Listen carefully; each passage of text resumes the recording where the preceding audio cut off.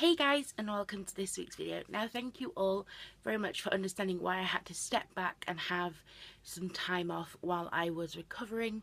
It was so nice for you to all understand and to send me wishes and love and support. It really meant a lot to me.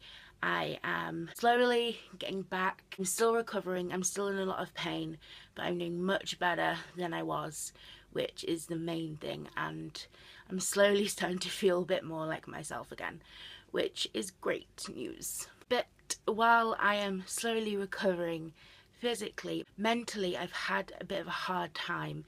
I think just with all the stress and the worry of what's been happening to me and the tests and just everything and the pressure that's all been building up, it sort of made me snap a bit mentally, and I obviously missed several therapy sessions due to test and recovering, so I sort of hadn't had anyone to talk to about it. I just sort of kept it all inside and let it build up and build up and build up, and this past weekend it sort of just exploded.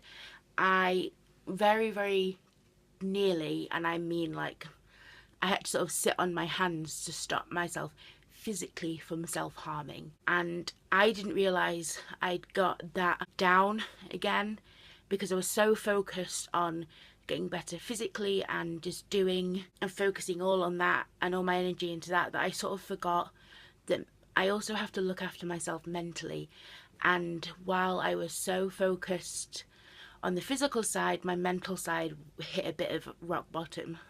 But I am proud of myself because I managed to not do it. I managed to distract myself, use every technique, every little trick that I have learned over my years of recovering from self-harm and my mental illness, and I managed to not actually self-harm, but the feeling is still there and it's still very present today.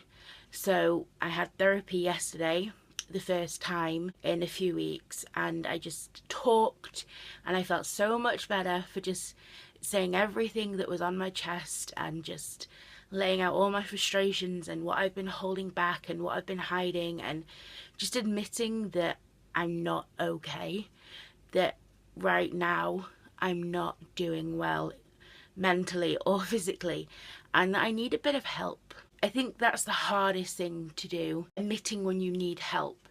Because if in the past I never would have admitted that my self-harm was back, or that I was thinking about self-harm again, and I wouldn't have even stopped myself, I would have just done it. But through therapy and all these tricks and techniques that I've learned over the years, I've now accepted that it's okay to need extra support at some times when you're vulnerable, and it's okay to admit that you're falling into a dangerous path again. Saying it out loud to my therapist, it was scary because I didn't want to admit it, because admitting that I was back in that way again was accepting it, and I didn't want to think that I'd gone that far back again.